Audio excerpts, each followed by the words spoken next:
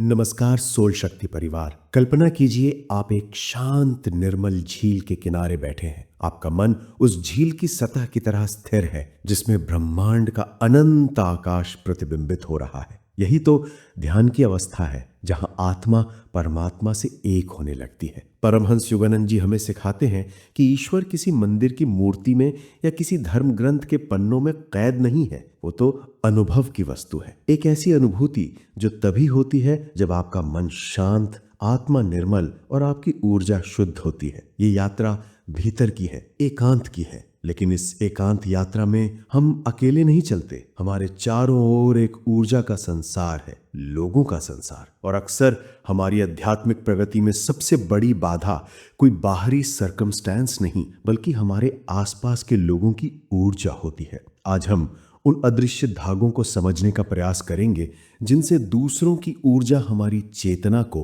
प्रभावित करती है। ये केवल एक मनोवैज्ञानिक विश्लेषण नहीं है, बल्कि परमहंस योगानंद जी द्वारा सिखाई गई आत्मरक्षा की एक गहन आध्यात्मिक रणनीति है। आइए उन 7 प्रकार की ऊर्जाओं या लोगों को पहचानें जो अनजाने में ही हमारी आत्मा के प्रकाश को मंद कर सकते हैं।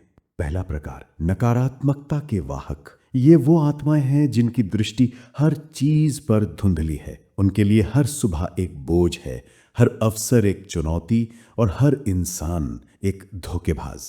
उनकी भाषा निराशा और भय से सनी होती है। ये संभव नहीं है, दुनिया बहुत खराब है, कुछ अच्छा नहीं हो सकता। जब आप ऐसी ऊर्जा के संपर्क में आते हैं तो ये एक धीमे विष की तरह काम करती है। धीरे धीरे उनके नकारात्मकता आपके आभा मंडल में प्रवेश कर जाती है। आपकी आत्मा जो शांति और आनंद के लिए बनी है, अशांत हो उठती है। आपका मन भटकने लगता है और ईश्वर की वो सूक्ष्म अनुभूति जो शांति में खिलती है, दूर हो जाती है। गुरुदेव परमहंस योगानंद कहते हैं कि तुम्हारे विचार ही तुम्हारे कर्मों की नींव है। यदि नकारात्मकता की दीमक इस नींव को ही खोखला कर दे तो ध्यान, समाधि और आत्म साक्षात्कार का महल कैसे खड़ा होगा। इसीलिए यदि आप अपनी आत्मा में ईश्वर के फूल को खिलते देखना चाहते हैं तो नकारात्मक ऊर्जा के इस विष से स्वयं को बचाना पहली और अनिवार्य शर्त है। दूसरा प्रकार, क्रोध की अग्नि में जलते लोग। ये वो लोग हैं जो हर छोटी बात पर क्रोध की ज्वाला में भड़क उठते हैं।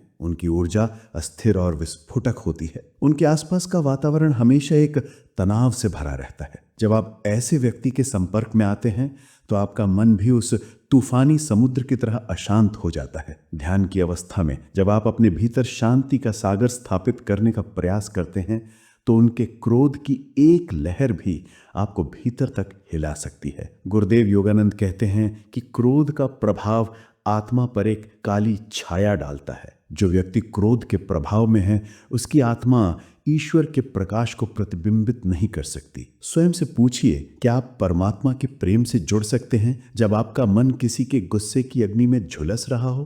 क्रोध केवल एक भावना नहीं, ये एक विनाशकारी ऊर्जा है जो आपकी आध्यात्मिक प्रगति को जलाकर राख कर सकती है। तीसरा प्रकार, छल और दोहरेपन का मायाजाल। ये लोग आपके सामने अमृत प्रस्तुत करते हैं पर उनके पीछे विष छिपा होता है। वो आपके सामने मुस्कुराते हैं, आपकी प्रशंसा करते हैं, पर उनकी ऊर्जा में सच्चाई की कमी होती है। उनके प्रभाव में रहकर आपके मन में भय, संदेह और असुरक्षा के बीज अंकुरित होने लगते हैं। आप भ्रमित हो जाते हैं कि किस पर विश्वास करें और किस पर नहीं।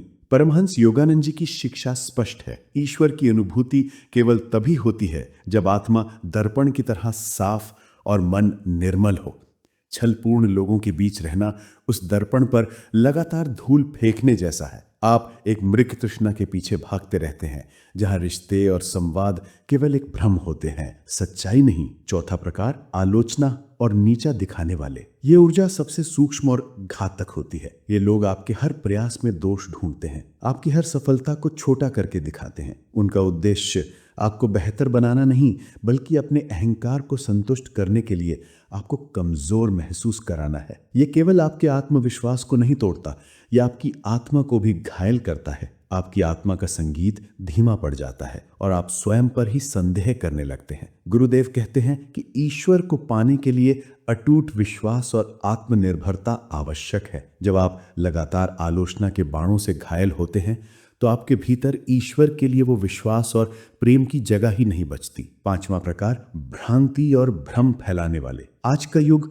सूचना का युग है और यही इसे सबसे जटिल बनाता है। हर तरफ ज्ञान बिखरा पड़ा है। ऐसे में कुछ लोग आध्यात्मिक शब्दों और सिद्धांतों का प्रयोग करके आपको और भी भ्रमित कर सकते हैं। वो आपको जटिल सिद्धांतों में उलझा देंगे, आपकी सहज श्रद्धा को कमजोर कर देंगे और आपको मार्ग से भटका देंगे। योगानंद जी कहते हैं कि एक सच्चा गुरु एक स्पष्ट मार्ग और एक निर्मल समझ ही आत्मा को परमात्मा से जोड़ते हैं। यदि कोई व्यक्ति आपकी समझ को और उलझाता है या आपके भीतर और अधिक प्रश्न खड़े करता है जिनका कोई समाधान नहीं, तो समझ जाइए कि उसकी ऊर्जा आपकी आत्मा के लिए सही नहीं है। छठा, अहंकार के शिखर पर बैठे लोग। ये लोग सदैव अपनी शक्ति, अपने ज्ञान, अपनी उपलब्धियों और अपनी स्थिति का प्रदर्शन करते हैं। मैं, मेरा, मैंने किया, यही उनके जीवन का संगीत होता है। उनके ऊर्जा क्षेत्र में रहकर अहंकार का ये वायरस आपके भीतर भी प्रवेश कर सकता है। आप भी अपनी छोटी छोटी आध्यात्मिक उपलब्धियों पर गर्व करने लगते हैं।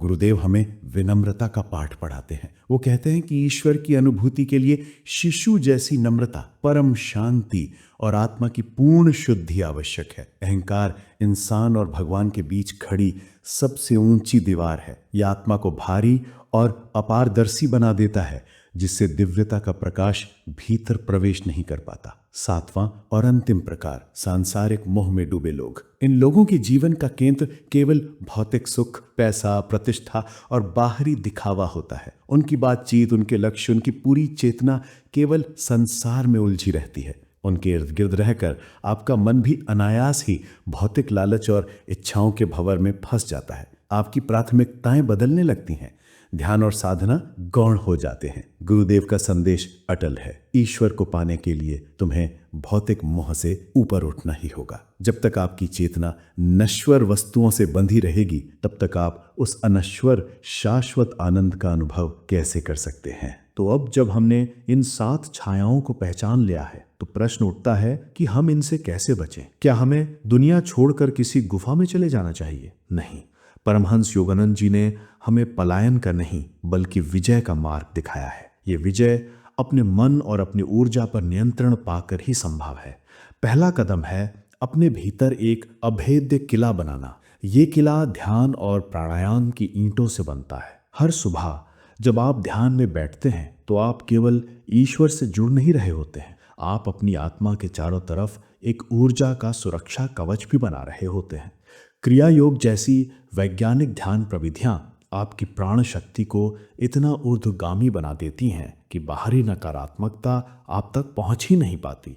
जब कोई क्रोधी व्यक्ति आप पर चिल्लाए तो अपनी श्वास पर ध्यान केंद्रित करें। आप पाएंगे कि उनका क्रोध आपसे टकराकर वापस लौट जाएगा, आपको छुए बिना। दूसरा कदम है विवेक की ढाल का उपयोग करना। छलपूर्ण और आलोचनात्मक लोगों से बचने के लिए अपने विवेक को जागृत करें। हर किसी पर आंख बंद करके विश्वास न करें। लोगों के शब्दों को नहीं, उनकी ऊर्जा को महसूस करना सीखें। उनकी बातों को व्यक्तिगत रूप से लेना बंद करें। याद रखें, उनकी आलोचना आपके बारे में नहीं, उनकी अपनी आंतरिक असुरक्षा के बारे में है। स्वयं को हर दिन याद दिलाएं कि आपकी आत्मा दिव्य है और किसी की भी राय उसे छोटा नहीं कर सकती। तीसरा कदम है सत्संग का अमृत पीना। जैसे विष का प्रभाव अमृत से कटता है, वैसे ही नकारात्मक लोगों का प्रभाव सकारात्मक और आध्यात्मिक लोगों की संगति से कटता है। ऐसे लोगों की संगति में रहें जो आपको ऊपर उठाते हैं, जो आपकी आत्मा को पोषण देते हैं, जिनकी आंखों में ईश्वर के लिए प्रेम झलकता है। सत्संग केवल एक सभा नहीं, ये एक चार्जिंग स्टेशन है जहां आपकी आत्मिक बैटरी फिर से चार्ज होती है। और सबसे महत्वपूर्ण कदम है अपने जीवन का केंद्र बदलना। सांसारिक और अहंकारी लोगों का प्रभाव आप पर तभी तक है जब तक आपका जीवन का केंद्र संसार है। अपनी प्राथमिकताएं बदलिए। अपने दिन का सबसे अच्छा समय ईश्वर को दीजिए। साधना, ध्यान और आत्मचिंतन को अपने जीवन का आधार बनाइए। जब आप भौतिक मोह से ऊपर उठकर आत्मा के आनंद में जीना सीख जाते हैं तो सांसारिक लोग और उनकी बातें आपको प्रभावित करना बंद कर देती हैं। आप कमल के फूल की तरह बन जाते हैं जो कीचड़ में रहकर भी उससे अछूता और निर्मल रहता है। याद रखिए, ये यात्रा दूसरों से लड़ने की नहीं है, ये स्वयं को इतना मजबूत बनाने की है कि किसी की भी नकारात्मकता आप पर असर न कर सके। अपनी आत्मा के बगीचे के आप ही माली हैं। आपको ये तय करना है कि आप इसमें संदेह और भय के खरपतवार उगने देंगे या प्रेम और शांति के फूल खिलने देंगे। सही लोगों का चयन करें, अपनी ऊर्जा की रक्षा करें और अपनी साधना में गहरे उतरें। जब आपका आंतरिक संसार शांत और प्रेम से भर जाएगा तो बाहरी संसार की कोई भी लहर आपको डुबो नहीं पाएगी। आप ईश्वर की अनुभूति केवल कर नहीं पाएंगे, आप स्वयं ईश्वर के प्रेम और शांति का एक चलता फिरता मंदिर बन जाएंगे। जैसा कि गुरुदेव परमहंस योगानंद ने कहा है, अंधकार से लड़ने की कोशिश मत करो, बस प्रकाश ले आओ और अंधकार स्वयं ही गायब हो जाएगा।